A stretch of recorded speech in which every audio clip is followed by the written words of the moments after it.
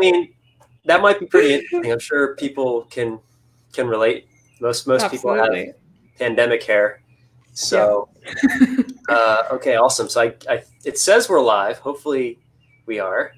Okay, cool. And if not, I can upload the recording because it is recording. So awesome. So I'm here with Sophie Sheppard, a functional diagnostic nutritional practitioner. That's a mouthful. It is. And holistic health coach, and also the host of an amazing radio show that I got a chance to jump on and share some tips about sleep a couple of weeks ago. And we decided that we should do a little follow-up here and talk all things sleep, stress, and digestion, because of course, all of those things are connected and interplay with each other. So Sophie is going to be sharing some knowledge bombs on hormones. We're going to talk about sleep, why it's so important to get sleep, how sleep impacts hormones, how stress impacts sleep, how stress impacts hormones, and how it all kind of fits together here. So we got a lot to talk about.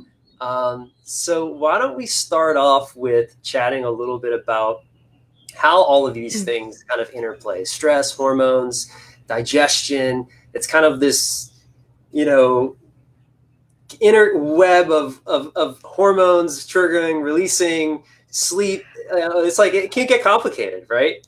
So why don't we start off chatting a little bit about how all of this is connected: stress, sleep, hormones, and digestion.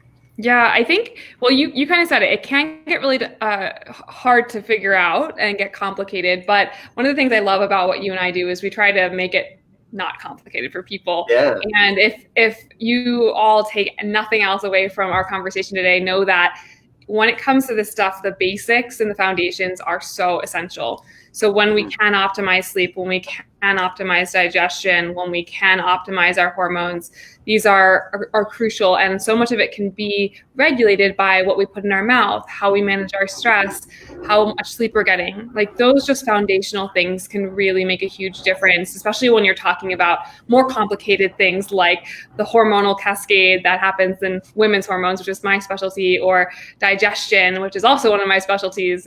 We want to make sure we always come back to the foundation. So I'll just say that first, in case anyone's like, "Oh gosh, it's going to be so complicated." Yeah, we'll try to speak as simply and actionable, to give some actionable takeaways for like what people can do that are curious about maybe what tests they should get, or that's important, because a lot of people, they know that something's off because they're not sleeping, and maybe their menstruation's off, or something hormonally is just not right. And maybe they even had some sort of Quest test done, but they don't really know, how to make sense of it. Their doctor really doesn't know how to holistically treat it. So I think, why don't we start with talking about how sleep and hormones, the importance of how when we optimize our hormones, how that impacts our sleep, and how when we get better sleep, that impacts our hormones. I think that would be like a cool place to start.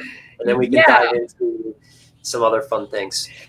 Yeah, I mean, one of the things that I always like to bring up around kind of sleep is that sleep impacts the menstrual cycle, because while we sleep, we release certain hormones. And when we get disrupted sleep, like a lot of my ladies who have kids are getting woken up in the middle of the night, and they're not getting their REM sleep. And it's kind of stopping their hormones from being released normally through the night. And that's, you got to remember, sleep is a really regenerative process, like as you, I'm sure, talk about all the time, including with our hormones. And our body's really smart. It'll do everything it can to remain in homeostasis, but when it doesn't get its fundamental things like sleep, it can really start to cause issues. So sleep, lack of sleep can cause issues. And I actually pulled something for you that I thought you might want. I pulled this quote from a book because I thought it might be really helpful to hear just exactly from her words, from Lisa Hendrickson-Jack's book.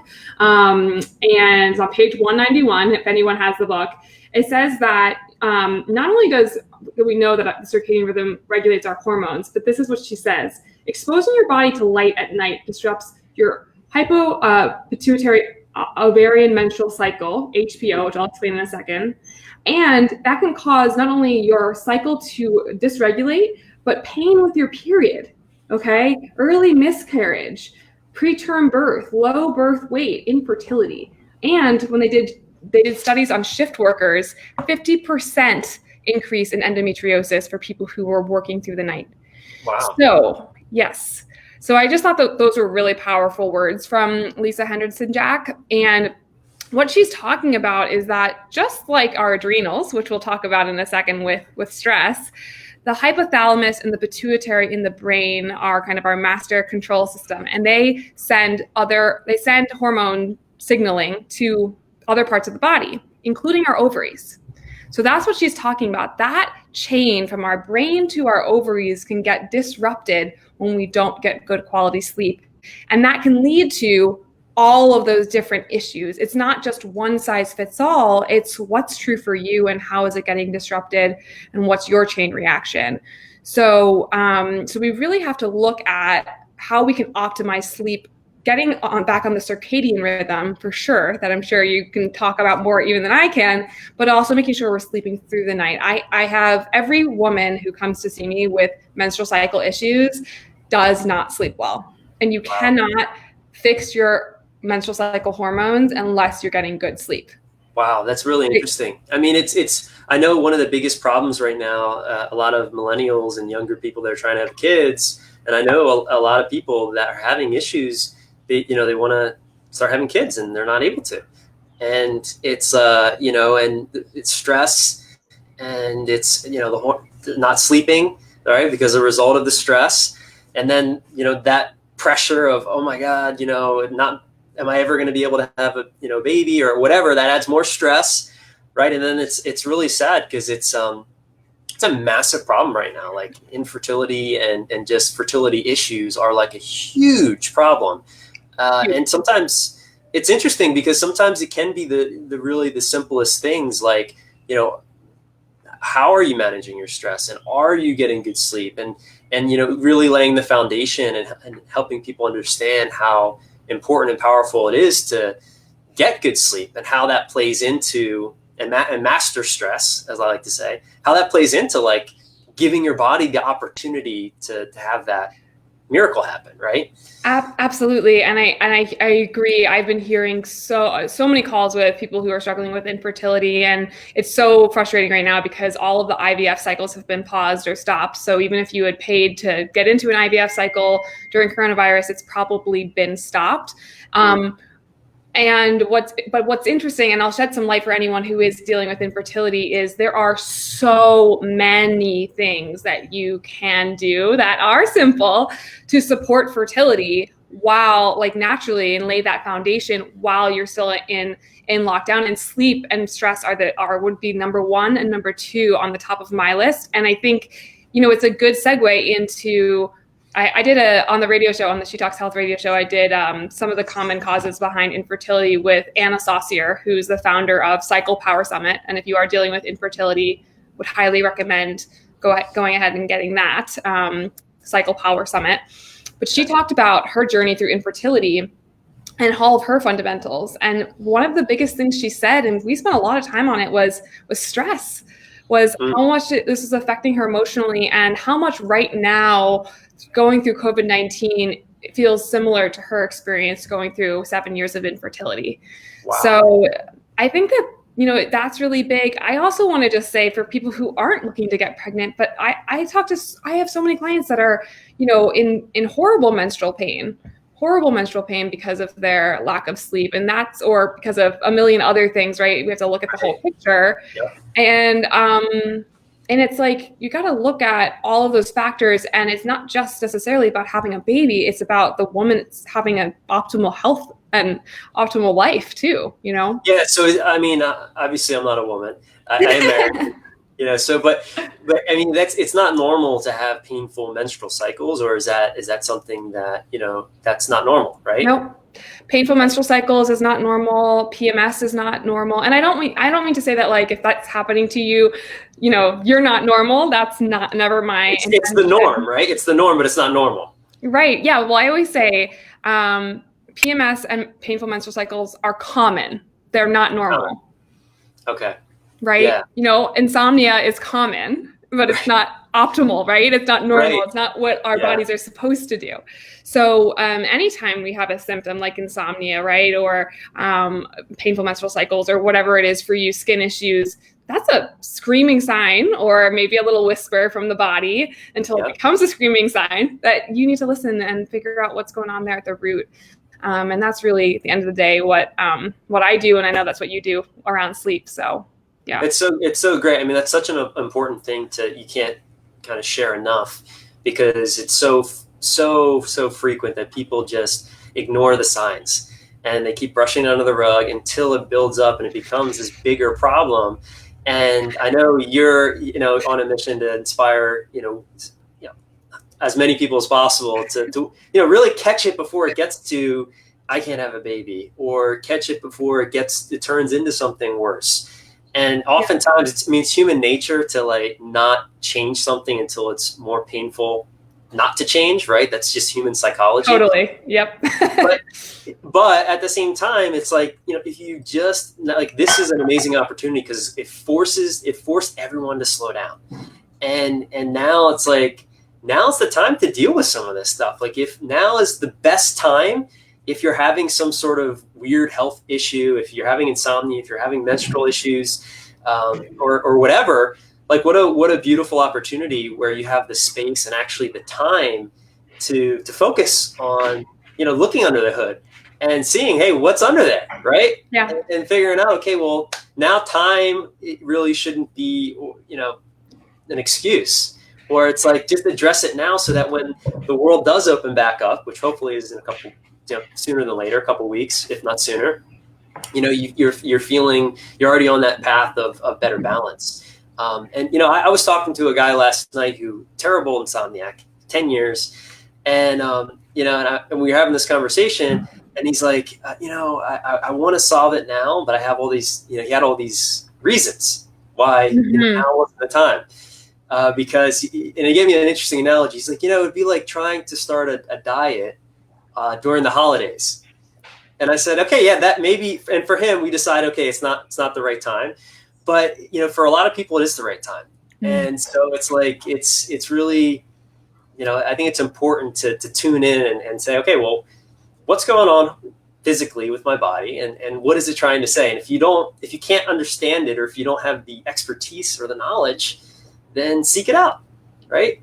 And so I agree. And it's interesting. It's kind of polar opposites. People are either in total holiday mode where they're having all the ice cream and all the alcohol, or they're getting really serious about their health, probably because they're at home and it's really glaringly obvious that it's bothering them. I mean, I'm sure you're the same way. My phone's been ringing off the hook. Yeah. So you're not alone if you are somebody who wants to take care of your health right now. So let's talk. So, let's talk about, kind of getting back to the whole hormones and sleep. What were some of the things, I guess, since we were talking about menstrual cycles and we were talking about, fertility, what would be some of the other sort of tips or strategies, outside of, optimizing sleep, and starting to, understand stress and what's causing stress? What would be some of the other things that maybe, after people start doing that, which is a huge place to start, right? I'm just kind of curious, what would be some of your other? I would say if we're talking about a premenopausal woman, so, we're talking someone in her 20s, 30s, maybe 40s, not going through menopause or perimenopause, you're cycling and you're, probably not on birth control or something like that. You're kind of just naturally cycling and you're having issues around sleep. You're having issues around digestion. You're having issues around your hormones and your menstrual cycle. Number one would be like, start tracking your cycle. Just the way you take a food log and you note what foods make you feel good and which ones don't. The same thing's true for your menstrual cycle. You want to note, and you don't want to just note it on what most people think is the main event where you're bleeding. You want to note throughout the month, because your hormones, estrogen and progesterone, are different depending on where you are in the month. So for example, with estrogen, that's going to be the first 14 days of your cycle, and then progesterone is going to take over in the second half. So you might find, and everyone's a little bit different, but for example, a drop in estrogen can leave you feeling more vulnerable to stress. But At the same time, hopefully progesterone is coming there to save the day and give you this kind of, I call it the like keep calm and carry on hormone. It kind of keeps you a little bit calmer, upregulates a neurotransmitter called GABA in the brain, and it usually helps you sleep more. It kind of slows everything down. So the second half of your cycle, you're a little slower. And you can imagine that if you're in like the go, go, go estrogen phase, that's going to be very different than the slower pace of progesterone phase of your cycle. So I always think it's really important to get a basic understanding of what these hormones do and how it affects things like motility of the digestive tract. A lot of women say that they get constipated, for example, right before they get their menstrual cycle, right before they bleed, and then the opposite happens. So understanding those rhythms is really important. And the number one easiest way you can do that is by tracking your cycle and using an app like the MyFlow app or Clue, or there's so many out there. Hormonology is a really fun one where every single day you get a new like a horoscope for your hormones. So depending on what day you are, and it's very funny. It'll be like you're more prone to want to shop today. So keep your credit card hidden away. And it's true. It's really funny when you start leaning in and listening to this stuff. You realize, oh my God, that makes so much sense. That's why I'm doing this today. Versus a man. You guys have the same hormones all throughout the day. You have testosterone that gets released in the morning and then in the afternoon, and then later in the afternoon again, the little tiny bursts. But, you have the same hormones throughout the day. Women are totally different. It's the same reason why we struggle with weight. Women weigh themselves. They're like, why am I up 5 pounds and my boyfriend's done ketogenic diet and he's lost 14? It's because we're metabolically different than men, and our bodies are actually designed to store fat so that we can have babies. So there's a lot of that to it. And the first thing you can do is track your cycle. And if you are having cycle-related issues, sleep-related issues, stress-related issues, then and you can't figure it out on your own, and we can talk about some more strategies, I always go to what's called the Dutch test. And that is a test that I run in my practice. Other holistic and functional practitioners run it, and it gives you a full comprehensive look at your hormone breakdown. So it's very different from when you go to your gynecologist or a fertility doctor who's going to look at the blood serum levels of your hormones. This test will look at how, for example, estrogen is getting metabolized through the liver. That's very important for people that have things like PMS, painful breasts, acne, right? Because those are clear estrogen dominant type symptoms, and we need to understand why that's happening in the body so we can correct it. So whenever there's like a big issue like that and you've kind of tried everything, you're eating your fiber, you're drinking your water, you're sleeping through the night, you're managing your stress, and you're exercising and you're still not seeing a change, that's when I say, seek more help, get that test, and that's going to give you a whole lot of information you didn't have before. And so if I'm not mistaken, that's a urine test, correct? Yes, it is. Okay. Mm-hmm. And is that something that people can it gets sent to their home and they sort of just like urinate in a cup or something? And how does that work? Exactly. Yeah. So you need a Dutch practitioner, someone who's, able to run it like myself and to interpret it for you, because it's pretty complicated. It's many pages, and I should show you one. It's fun to look at. Anyway. That's pretty much the gold standard for really understanding your hormones, right? It is. That's very cool. Yeah, and you can run it at home. So like a lot of people have been like, oh, I guess I can't work with you because I have to go to some office and coronavirus. And I said, no, I just run everything through your home. So I just ship it to you. You take the test, you urinate. There's some instructions in the kit and you ship it back out. And a week later I get your results, and I usually go through it with my team. So I usually go through it with like a medical doctor or a naturopathic doctor, or a nutritionist, or an RD who's at the Dutch Precision Analytical is the company. So I usually will review it with them and someone else on my team, because I always like to have like 3 eyes on someone's stuff so that they get multiple opinions on what to go do with their health, That's fantastic. That's good to know. I mean, it's so important to when you're interpreting anything, I think it's important to get, some second opinions. That's great to know that you do that. Yeah. And I'm a total believer that you really can't manage what you don't measure. So I love that you're suggesting that women that, track their menstrual cycles. And what's interesting about what you said regarding the hormones and the little horoscope thing, it's so true, because our hormones are on this circadian rhythm, which is a clock, right? So certain hormones get released more in certain times of the day, and especially at night, right? Like in deep sleep, we're getting a lot of, human growth hormone and testosterone, and all these amazing things are happening right throughout the night. But it's interesting to think about how that actually can play into decision making. And perfect example of this is for me, I used to get really hangry, and insulin, right? So whenever I'd be hungry, I mood change, and it's like, whoa, what I'm getting short and hangry, and my wife now carries around snacks for me. I mean, not anymore, but so it's like another thing that can be caused by not getting enough sleep is your blood sugar dysregulation and that hangry feeling like you're going to kill somebody. They actually did a study, Sophie, that showed that it was even after one night. I believe it was less than 5 hours of sleep. Yeah, people were as insulin resistant as type 2 diabetes after one night. I've heard that before. It's crazy. It's crazy. But it's not crazy, because it makes so much sense. When we're sleeping, our digestive system repairs itself. Our stress hormones are supposed to be relaxing. All the hormones you just mentioned being released. Human growth hormone, testosterone.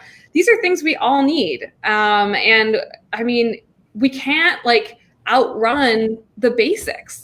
You can't supplement your way out of not getting a good night's sleep, right? And I'm not, and it's something that we talked about before we got on, is I'm not saying this from a place of judgment either. I'm still working on my own stuff. I'm a theater nerd, and I have always stayed up late. My boyfriend is still in the business. He also is a late night person.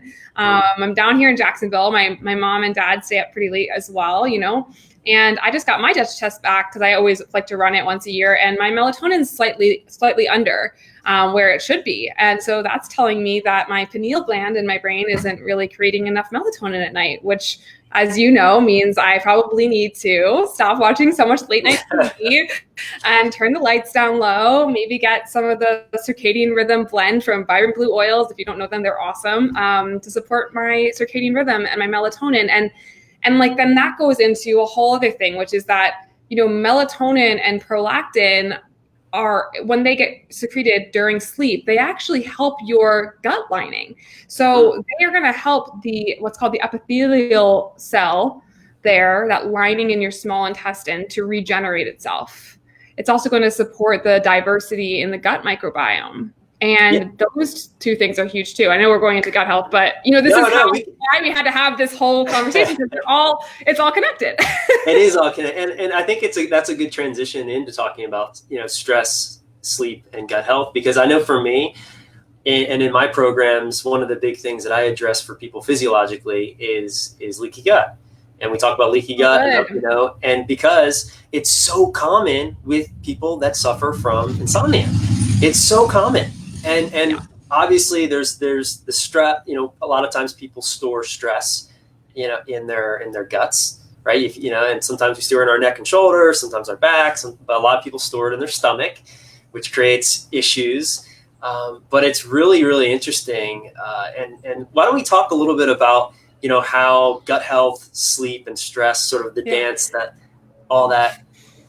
There's a lot to talk about there. It's something so close to my heart, because I've dealt with all of the above, and it's I always tell my story, and it's people don't understand. I had leaky. Okay, so I was diagnosed with IBS, and I was given a proton pump inhibitor, which reduced my acid flow in my gut, which we now know is I'll get to in a second, is the worst thing you could possibly do. But anyway, so I'm 7-8 years down that line, and I probably had leaky gut this entire time, causing so much internal stress on my body, right? Yep. And then you add in, I'm a theater nerd, so I'm not getting good sleep. I'm on the birth control pill, which further dysregulates my thyroid hormone and my issues in my gut, right? And then you get down the road, I'm under a massive amount of emotional stress, and my thyroid falls apart. So you can see how all these hormones are also connected to the gut. And so with leaky gut, this is something that is really interesting, because 8 years ago when I was, diagnosed with leaky gut or intestinal hyperpermeability, what this is in the gut lining, in the small intestine, you got to think about your small intestine like, I always think of it as a saran wrap thick. It's only one cell. And, if you put like a toothpick through saran wrap, it would create a hole, right? Very easily. Well, your small intestine is where the outside world meets the inside world. You eat a burger, goes down you chew it up, goes down your esophagus, into your stomach, into your small intestine. And that's where, by the time it gets to your small intestine, that's where you're supposed to be absorbing nutrients. And you're also supposed to have a chemical and a physical barrier in your small intestine that keeps out toxins and bacteria and pathogens. What happens is that due to mental, emotional stress, hybridization of seeds, genetically modified organisms, pesticides, chemical exposures, NSAIDs, medications, all of these things kind of add up, and they can pull apart what's called the tight junctions in the cell lining. So they're kind of like this, right? They're supposed to be tight. And what happens with all that stress and all the NSAIDs and everything else, chemicals, they start to loosen. And when they loosen, all of these toxic chemicals and pathogens can get through, and it can trigger massive food sensitivities. So these are my ladies and men with, I don't know what to eat, everything bothers me. It's because you've lost what's called oral tolerance. Your intestinal lining, it's leaky gut, but what we know now, 8 years later, is this whole other layer, which is that when we have leaky gut, you have to think about the fact that that's in your gut. That's your immune system. Your immune system is now hyperactive. This causes autoimmunity. It can get the inflammation can get in through your lymph and your liver, and then all through your entire body. So that's why when, it's like, why do I have autoimmunity in my thyroid for me? Well, I had a weak link there, like that just genetically, that's where it went, because it was easiest for it to go there, but it started in my gut. And so how we tie this back to sleep and to stress, and this is an epidemic, and I think, it's not really like, do I have leaky gut? It's like, kind of how much leaky gut do I have, Yeah. I mean, to be really honest, Dr. Kara Fitzgerald is the one that did the research on that. Like, they're kind of starting to understand that it's a sliding scale. And when you have leaky gut, it can cause candida, overgrowth, and like parasites and things like that. So it's a really nasty stuff. But back to sleep and stress and how this impacts it. So we know that stress directly influences leaky gut directly, not indirectly. Like, stress equals leaky gut. Like, it can cause that. So just like, there's not even a complicated story behind that. I won't even go there. It's like, I will tell you, I get the trifecta every time. I get the trifecta of what I have when I was going through my health journey: anxiety, gut health issues, menstrual cycle issues, like every single time with women, because we're like running around and we're stressed out and it's causing all this leaky gut. And then we have chemicals and all this stuff, right?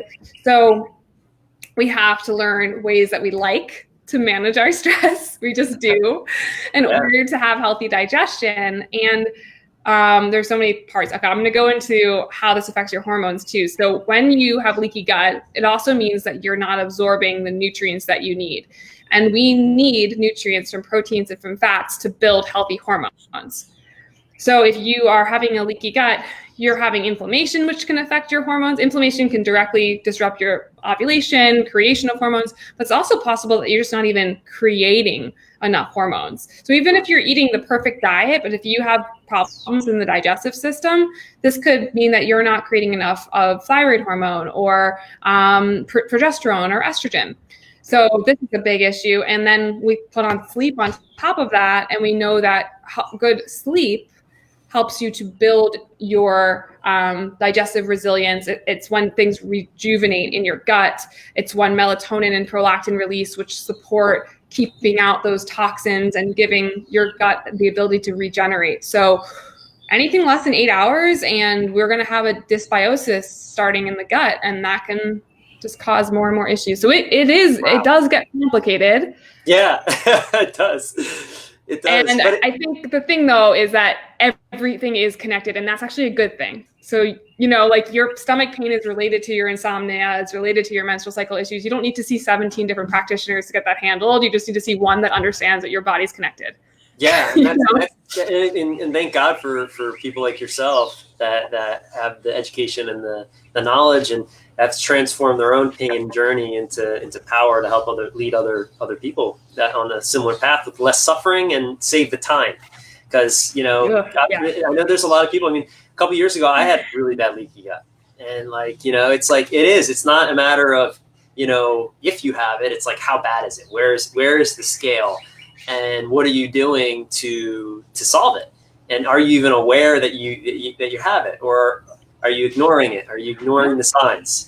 And it's so incredible. Our bodies are so amazing at telling us, hey, if you're getting bloated and gassy, or your stools have food in it, or if you have liquidy weird poops going on, there's something wrong. There's something wrong. Please don't ignore that. Your body's saying, hey, you got issues.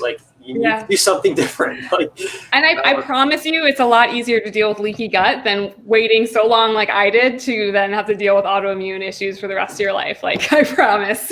Yeah, and regarding sleep too, I know the gut regarding sleep and gut health. A lot of melatonin is produced in the gut. And I read it was 400 times more melatonin than the pineal gland, which was a new sort of discovery a couple of years ago. And it's there's so much in the vagus nerve, right? That control, So there's so much going on. And so let's take a step back and I think it's important not to get too. So there's all these cascades. It's all this inner. Where do people start? And obviously, I'm big on sleep and the biggest problem people have with their sleep, not being able to sleep, is stress, right? And we know that you just said stress causes all the other stuff. So really the root of all this, in some way, is stress.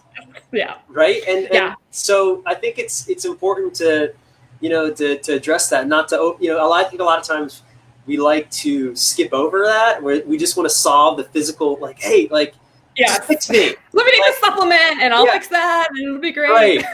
And the way I see, in my practice, I see a lot of people always want to address insomnia with a physical solution. And it's not because you can't really see stress. It's not like there's but you can feel it. And it's important to be able to start to see it and feel it, because when you start to understand what your triggers are for stress and what your pattern is, your stress blueprint, I think we might have talked about that on your radio show. Yeah. These patterns that we have, it's why don't you start to address that, and at the same time start to address all the physical, sensation, the physical manifestations that are cascading from you not dealing with, and just your breathing, simple practice, right? It's learning, belly diaphragmatic breathing, learning to, take a second between tasks. I mean, this is, I don't know, probably, I guess, because of your client that you just described, it's probably similar. My clients, I work with a lot of type A high performers, and these guys, they go back to back to back to back to back to back to back. It's phone call to phone call, jump. It's just even on our sessions, listen, don't jump on our session, take 5 minutes. If you're 5 minutes late, just take a breath. Yes. Slow down. But again, this is why it's such a great opportunity to really start to address your stress, start to address your digestion, start to address optimizing your hormones, because for a lot of us, we have the opportunity to slow down. We've been forced to slow down, right? Yeah. So I want to ask you, so what are some things I agree. I disagree with everything you're saying. Yeah. Well, I think it's not rocket science, but a lot of times it is this. It's just, we tend not to think about it because we're caught up in our own minds and our lives. And it's it's so easy to overlook. So what do you recommend for your clients to help them, better manage their stress so they can start to heal? Yeah. Well, I think it's important to note that physiological stress takes 30% of the cake, just it's operating expenses of a business. There's just things that happen throughout the day that are going to cause kind of stress. And I think people think stress, they think mental, emotional stress. There's a lot of buckets of stress. So, if it does feel, I mean, you do need to deal with the mental, emotional, and I'll get to that in a second. But if, for while you're trying to get started and get a handle on this, there are more tangible things that you could look at. Like, this is a really simple one, but like, look at how you're cooking and taking care of your house. Like, do you have a lot of chemicals in the house? Are you using aluminum foil? Are you putting toxic chemicals on your skin? That's a huge stressor for the body in and of itself. So, so I just think that, there's also like, you could start something like that too physically, but emotionally, okay. Biggest thing I have been telling my clients is to couple things. If they feel like they can't leave the house because of coronavirus, if you can step away from your computer, close it down, turn your phone on airplane mode. I know you all hate me right now for saying this. But literally, think about it like this. You got to protect your boundaries. You've got to protect your boundaries. I love that. No one else has access to you unless you give them access to you. Oh, I'm so happy that you're bringing this up because we all need to hear it. And it's so easy to just let people, people are bad at drawing boundaries. Bad. And that we're bad at it. We're bad at it. I'm bad at it. I'm working on it. Well, here's the thing. And think about why are we bad at it? Because, we learned it from our parents that we're bad at it. And they learned it from their parents that are bad at it. So it's like this generational, hopefully your parents are. No, but it is true. So it's I've had that. And part of this is having those real conversations, guys. Like you don't get very far. If you realize you have a boundary issue with someone close in your life, you have to address that with that person, right? I mean, this is stuff that I've been working on with my subconscious mindset coach for the past 9 months. And he's helped me rewire my brain and really think deeply on these things, right? It's not just that there's a boundary issue. It's like, like Devin said, where did you get it? And so I look at, the way that my mom has never had a boundary with me because she loves me so deeply and she gives me everything, right? That's not a criticism of her, but it's a lack of boundary. And so, and also, but that's what I do. I like overgive. I'm a people pleaser. Yeah. I will put my clients above myself. And so that's what I'm trying to uncouple for myself. And everyone has their own journey, their own thing that they're working on. Like your coach is not perfect. Your coach has a coach. Right? Yeah, so it's important to identify what your triggers are and to really commit to working on them, and dealing with the mental emotional stuff is so key. I mean, and like there's other parts of it too. There's trauma and it's really loud. I think that they're starting to mow my lawn, so I'm going to shut my door. So everyone, I apologize for this. Hold on. No worries. Now we just got to look at Devin's fish.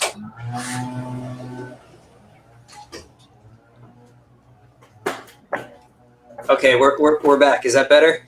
Okay, yeah, it's better. Oh, sorry.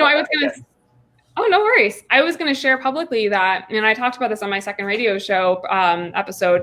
I suffered with a lot of emotional abuse, and I felt silenced. And I think this happens to a lot of women, whether it's in the workplace or at home with an abusive partner or something like that.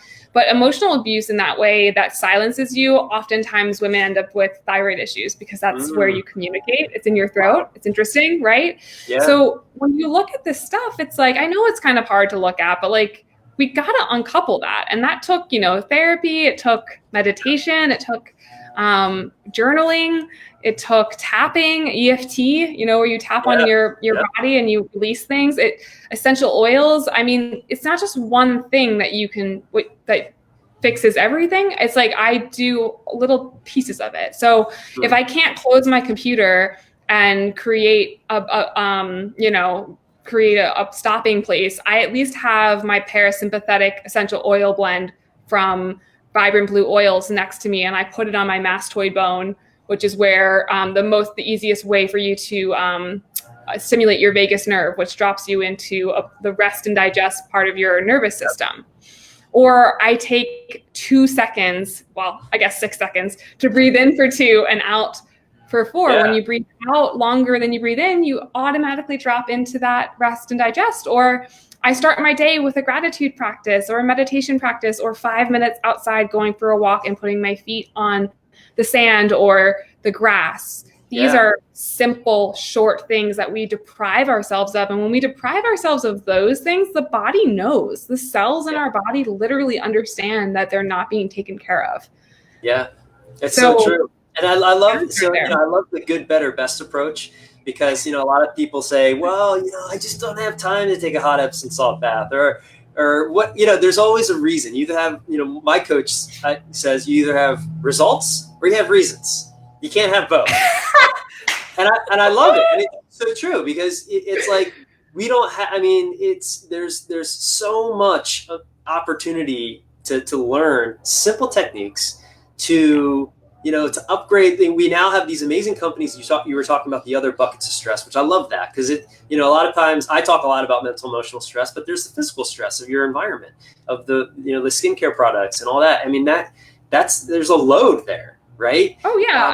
Think about the fact that I was completely out last week. My neck was completely out. I've been to chiropractor 3 times and just came back from the acupuncturist. That's a physical stress. I'm out of alignment. The nerves can't get things to body parts and organs. That's a stress too, So that's when you really gotta, when your body starts physically breaking down. I had to look at that last week, and I'm like, oh, right. Because I have been nonstop going since coronavirus started because more people need my help. So now this weekend I need to rest. It's not just one day you are perfectly fine. It's a practice, right? This is a practice. and it's like, it's so amazing that we're talking about boundaries, right? We're talking about, this starts with giving yourself permission to really slow down, giving yourself permission to experiment, giving yourself permission to be uncomfortable. Because sometimes trying new things is uncomfortable, almost always, right? But that's when we grow the most, is when we are allowing ourselves, we're giving ourselves permission to really feel what we're feeling, and to express that in healthier ways, and to seek support. Give yourself permission to get help. So many people, they have this idea like, oh, I'm going to do it all on my own. And it's almost like an ego thing where it's like, wow, no, I can figure this out. I'm going to prove it to everyone that I'm going to figure this out on my own. And it's like, guys, that's getting in your way. Like, there are people, right here, and a lot of other people in the world that are very knowledgeable, that can support you on this journey. If you feel lost, if you feel overwhelmed, if you don't have 10 years of education on, hormones and digestion. And, so it's like, it's really important I think there's this underlying layer of permission that people need to grant themselves, to begin then to get more connected to their bodies, to then know what action to take or what support to seek, to then really start to, it's like, that's, I think for me, that's that permission piece is important, especially women, I feel like, and correct me if I'm wrong, you probably have this conversation with a lot of your clients. I do. It's like, they fight you. It's like, but it's like just letting go. So right now it's so important just to let go of what's not serving you, and people absolutely try to hold on to it. I love that you just brought up permission, because we don't give ourselves permission. And even clients, they come and they're asking me for permission. So I always try to start, I do start with kind of holding that strong container of giving them permission, because I think that's important to get them started. But then, a couple months into the journey of us working together, I challenge them to start making those permissions for themselves, start to relax into the fact that they have everything that they need. But when most people are at the point where they're hiring someone like me, they don't realize that they have everything they need. They need a moment of that support. But if you are listening to what Devin said, we are like unprogrammed. Like Ani talks about this all the time, to not give ourselves permission. And I would go one layer even deeper beyond the lack of permission. We need to give ourselves the ability to love ourselves. Oh yeah. Yep. A lot of the physical and this isn't, I don't like to say it in a way that's, blaming, but a lot of the physical manifestations that we experience come from not giving ourselves good sleep, not giving ourselves good nutrition, these types of things. And so we have to look at the emotional component there. And it was true for me. I did not love myself when I was sick, right? Because if I truly loved myself, I would have put myself first and, really made the effort to heal myself. And eventually I did do that. Right. And I didn't know that I didn't love myself. Yeah, that's a tough one for a lot of people. It's tough because it's like if you really get to it, if you start peeling back all the layers, why do people not practice self-care? It's because they don't feel worthy. They don't feel like they deserve it, or they don't. And if you go, like you said, I love that you brought it to that level. It's like they don't think they deserve it because they're not compassionate towards themselves. They don't love themselves. Yeah. And then that gets in the way of connection. And then it's like this whole cascade from that crazy belief that we somehow in this amazing universe, we're not worthy because we, didn't do X, Y, and Z. It's just like insane. But that subconscious programming, gets installed at that young age. And then it does keep people from doing the stuff that we're talking about, self-care, managing stress. And then that leads to this cascade of hormone craziness and menstrual cycles and thyroid issues and insomnia. And it's like, if you really get down to it, it's like it's like this onion that you're peeling back, right? Mm-hmm. Absolutely. And so, but I love that we're getting to this like really deep level, because at the end of the day, it's if you really start asking yourself better questions, like this is what comes up, right? This is kind of what bubbles up. I don't feel like I deserve to take time for myself. Or I'm trying to prove something to myself or someone else, so I can't take breaks in between calls or whatever it is, right? Or I mean, right. Or I should do this thing. There's a lot of shoulds happening right now. I know I should have taken the Epsom salt bath, but it's almost like we make self-care just like another thing on our to-do list, and that becomes another stressor. So I think it's all tied up in there, and I think it takes years to uncouple that stuff sometimes, depending on what you're working on, what else you have going on, if you have kids, and it's not something to solve overnight, but certainly there are times when you need help, and certainly there's times for testing and all of that when it's so extreme. I don't want people to come away thinking, wow, she just told me to take an Epsom salt bath and I'm like throwing up from my period every month or something. Like, that's not what we're saying.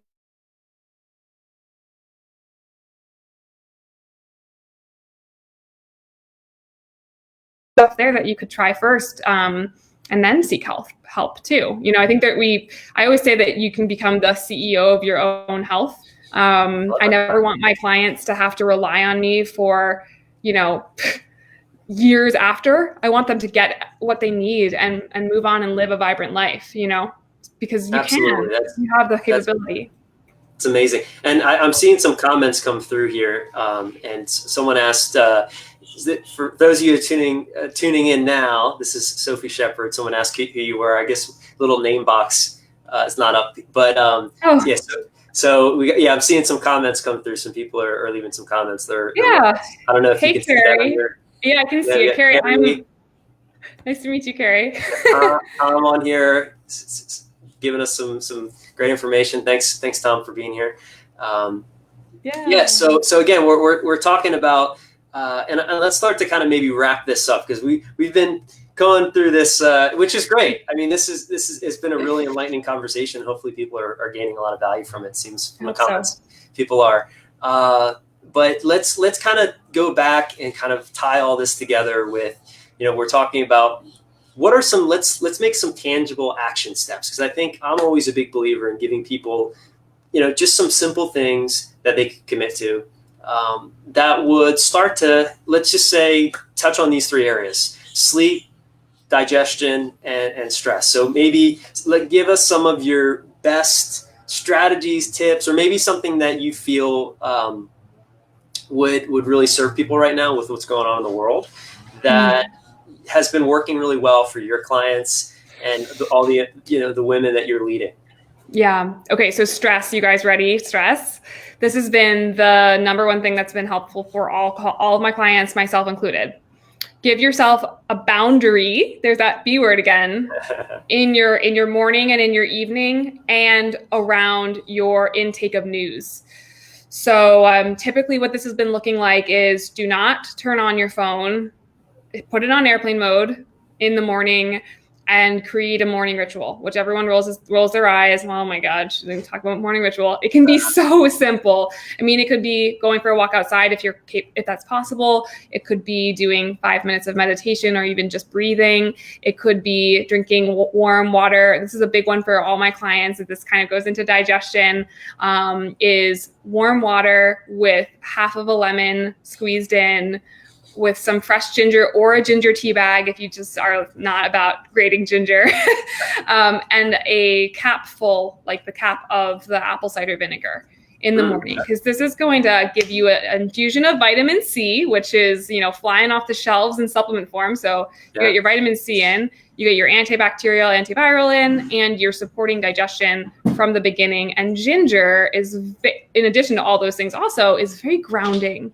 So if you're a type of person that wakes up and you're kind of like, okay, I got to do my whole day. I got to turn my phone on. I got to talk to this person. That's like me. You have that in the morning and to kind of ground you first thing. And when you're doing that, combine that with no phone, no news. Nothing happened overnight that you need to know about until you take care of you. I love that. I promise. Like nothing happened that you need to know. You literally can know in 5 minutes, and your life will be exponentially better because you took care of yourself first. That's so true. Yeah. So, play with how that works for you. You might have young kids and morning isn't the right time.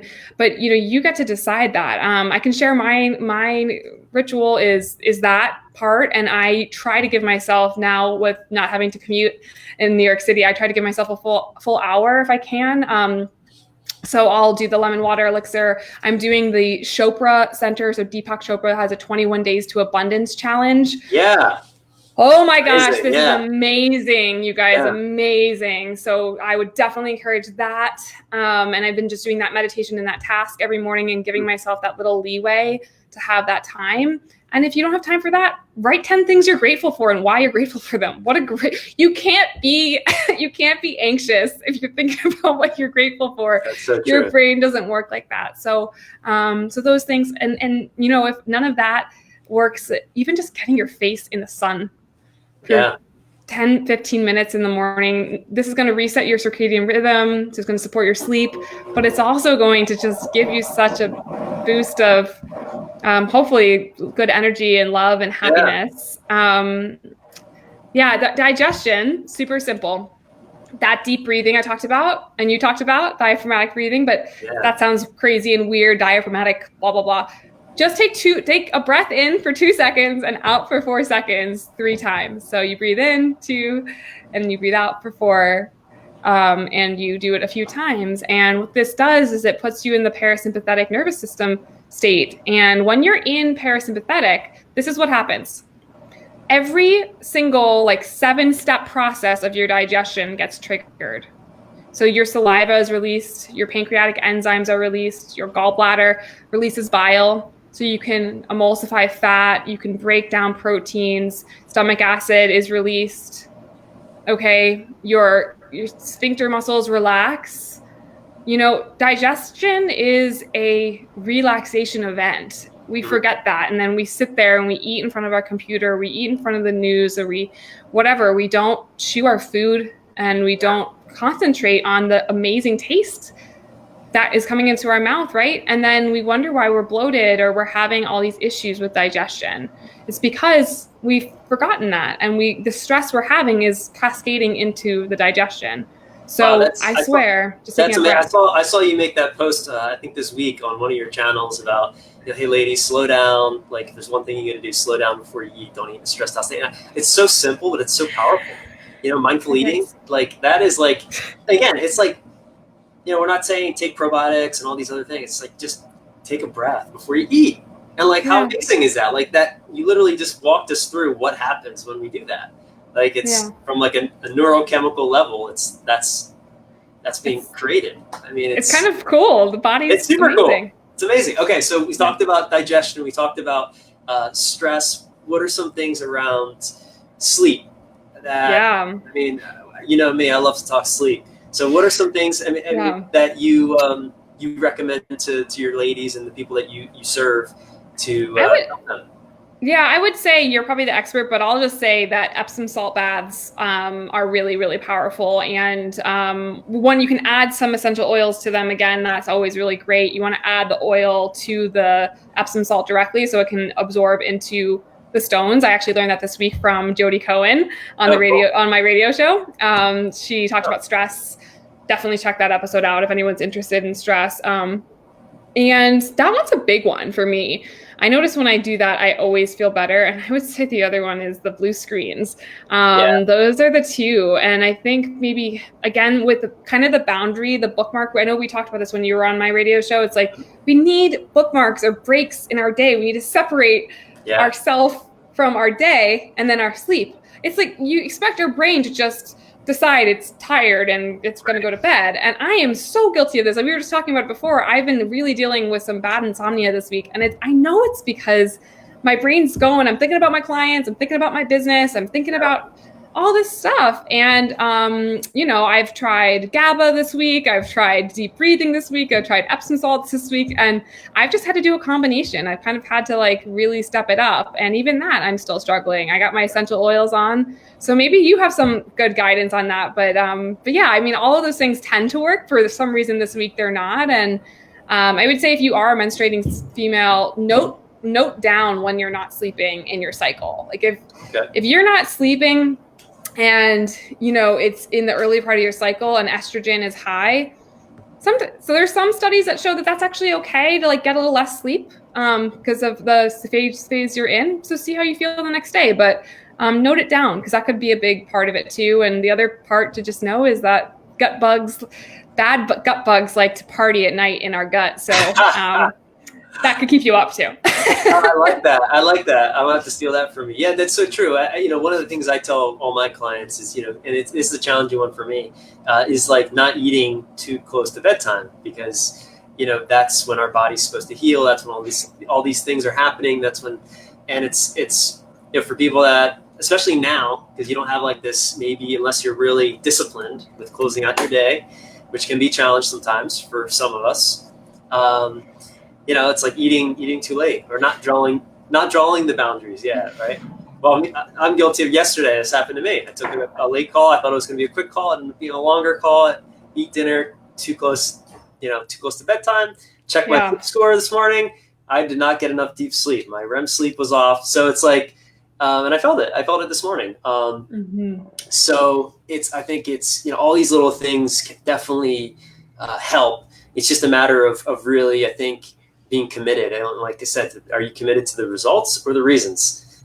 And so we all have a lot of reasons right now, probably more reasons than ever for why we can't do some of the amazing things that you just shared with us. So I think it's just so important to. And it also, if you've been struggling with chronic illness for a long time and you are more committed to the reasons than the results, that's okay. It's okay to not think you have to be perfect and on it all the time. I think we have to give ourselves that permission too, that, there are times to really focus in on it and go hard and kind of focus and get that stuff done. And there's also times to pause and reflect and decide what you want to do. And neither is wrong. What Devin and I are saying is that when you do make the decision to commit, really fully commit mentally, emotionally, all in, because that's going to make the big change. No one else can do it for you. I love that. I love that you said that. It's it really goes back to that, the old adage, know thyself, right? So it's really the more self-aware you can become, the more you can increase your awareness about how you're feeling, about what's going on with you, and give yourself permission to either continue to do what you're doing or give yourself permission to make a change. The quicker you're going to be able to have that self-love, whether it's taking action or not taking action. Either way, the quicker you can get to that self-love place, the quicker things are going to get better for your sleep, for your digestion, for your overall health. So I think this is a good place to kind of round out this awesome conversation. And so great. Let's definitely so share where people can find you, share about your radio show for all the women that are going to watch this. Where if you're taking, I'm not sure if you're still taking clients right now or what that looks like, but why don't you share a little bit about the people, where people can find you and how they can get in touch with you. Yes. So my brand is She, SHE, but all my social channels, my radio show is called She Talks Health. So shetalkshealth.com is my website. You can apply to work with me. I have one spot open for the next 3 to 6 months. So if you're interested and you want to get on my calendar, I do offer 90-minute complimentary consultations to determine if you're the right fit for a 6-month coaching program or a 3-month coaching program with me. So you can do that there. There is a 10-day digestive and hormone reboot also on my website and on my Instagram links. So if you are kind of like, I just want to start learning more about this, you get full access for your entire life and it's really low cost. And the radio show, She Talks Health, is on voiceamerica.com. It's also on Spotify, iTunes, everywhere. And I don't know, thank you so much. Happy Friday. Like, this was a great conversation, and you guys can message me. I'm happy to answer questions. Thank you so much for taking the time. I know how busy you are with your clients and with taking care of your own health. That's really important. It's so, I think it's really important now, especially now more than ever, to really practice what we teach, and because it is easy to slip into that over service mode, and a lot of people need the help, and I know that's something I'm constantly working on, is drawing those boundaries. But I want to thank you for the work that you're doing in the world, leading women and helping people really understand the power and the importance of optimization for hormones and digestion and stress. And so thank you for turning the pain into a passion and really serving people, because obviously everyone knows that was listening to this, you're a wealth of knowledge and an amazing coach. So it is my humble pleasure. Yeah. And I look forward to more of these conversations. If anyone liked this, you like to see us do another show on something else outside of, or sleep, stress, digestion, or whatever, we can talk about a lot of stuff, obviously. Leave us a comment below, or any questions you might have for Sophie or myself. And we'll leave it at that. Everyone have a fantastic Friday, and we'll see you next time. Talk to you soon. All right.